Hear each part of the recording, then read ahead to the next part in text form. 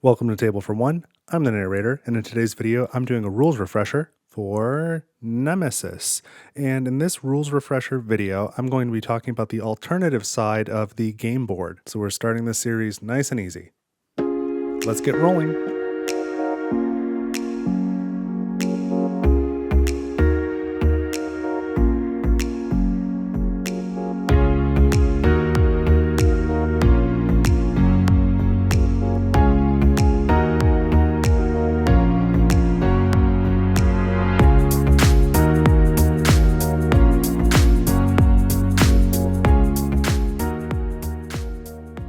Alright, so in this video I'm going to talk to you about the alternative side of the game board for Nemesis. Now, obviously we are looking at the standard side here, but I want to kind of go over what's going on here so that we can more easily talk about the differences. So we're jumping right in, but this that symbol right there on the board just means that that's the standard side.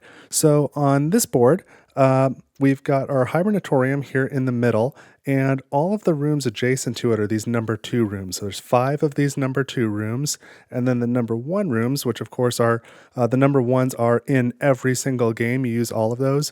The number 2s, you use some of them and discard some others without looking at them. So you never quite know which of those are going to be in the game. So you start here in the hibernatorium, surrounded by 2s, and then the 1s are along the outside. Some other things to note, the cockpit is here at the front, and this is room number 1. And that could be relevant for some of the event cards that reference the lowest numbered room. All of the rooms are numbered all the way up to 21 for engine number 1 over here. So for events telling you to do something in the lowest numbered room, or maybe moving an invader to the lowest numbered room, the lowest possible number on this side is the cockpit. Some other things to note, this red circle here is of course the technical corridors, and you can see all the red dots on the map where there are technical corridors connected to that space. And then we've got our engines here at the back of the ship, and you can see if you start at engine 1 and you want to go to engine 3, you can go to this number 1 room and then go through a corridor to 2, and then another 1 room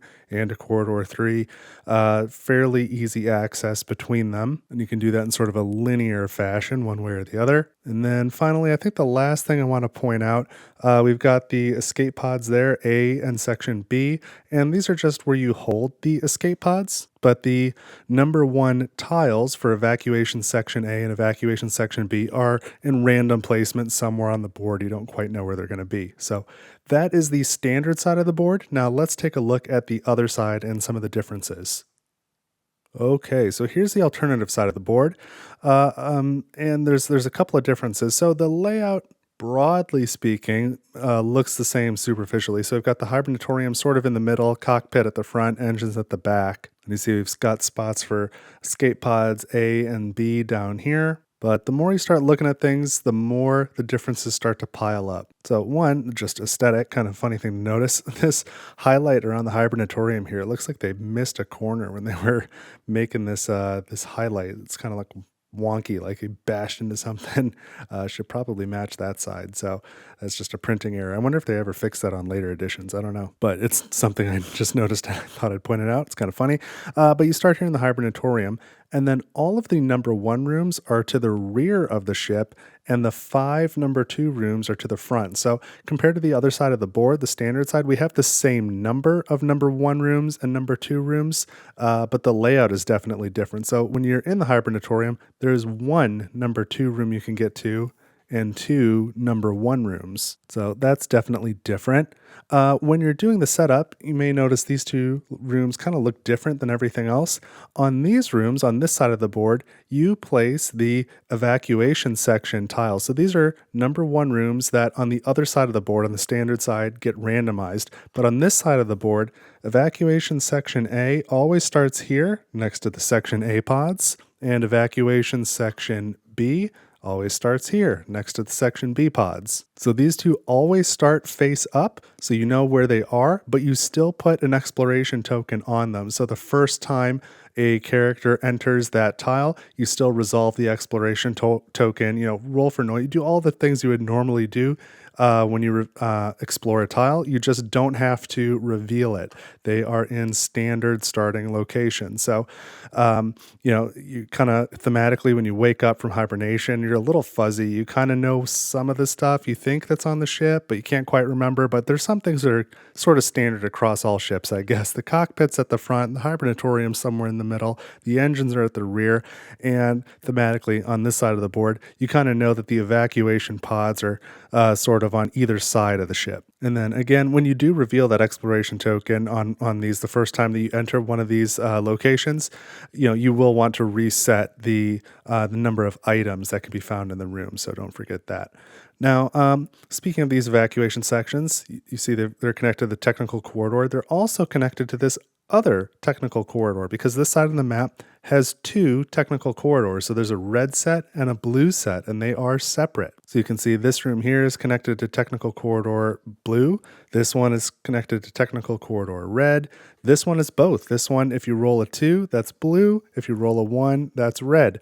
So there's two sets of technical corridors on this map. That is definitely an interesting and different feature compared to the other side. If we take a look at the cockpit, you'll notice this is room number 002. So it's no longer the lowest numbered room on the map. That distinction goes to this number 2 room up there. You can see 001 above it. So for some of those events that affect the lowest number revealed room, it might turn out a little bit differently on this map. So if you kind of know the event deck a little well, if you play the game enough that you're familiar with the events, that's something that you can take into account as you're planning.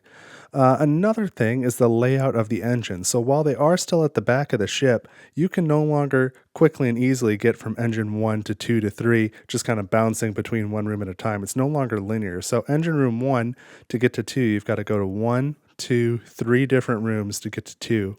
And then the same thing to get from 2 to 3. And you'll notice to get to room 2, there's only one way to do it. You would have to backtrack this way. So there's kind of some funny corridors, sort of a similar situation here with this number 1 room. The only way you can get there is from this number 1 room. So there's 2 sets of hallways going to the same room. And then for this room, there's nowhere else to go but back to here. So that can lead to some interesting dynamics as you're exploring as well. And you see sort of a similar situation here, engine room 1 and engine room 3.